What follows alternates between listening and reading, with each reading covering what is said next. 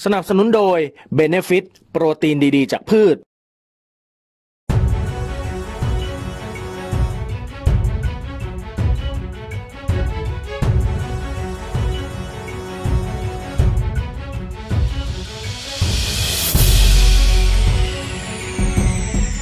กองทัพเรือเปิดเผยการวางกำลังทางเรือและอากาศในการค้นหาและช่วยเหลือกำลังพลเรือหลวงสุโขทัยจากเหตุเรืออับปางโดยได้มีการจัดเรือหลวงภูมิพลอดุลยเดชเรือหลวงอ่างทองเรือหลวงกระบุรีเรือหลวงนเรศวรและเครื่องบินลาดตระเวนทางทะเลแบบดอนเนีย2เครื่องเฮลิคอปเตอร์ค้นหาผู้ประสบภัย2เครื่อง UAV 1เครื่อง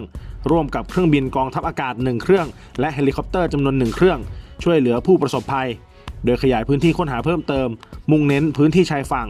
ซึ่งได้มีการคำนวณจากทิศทางของกระแสน้ำและกระแสลมรวมทั้งบริเวณที่ตรวจพบและช่วยเหลือกำลังพลเรือหลวงสุโขทัยล่าสุดนำมาประกอบการพิจารณาพื้นที่ที่คาดว่ากำลังพลที่เหลือจะอยู่ตรงบริเวณดังกล่าว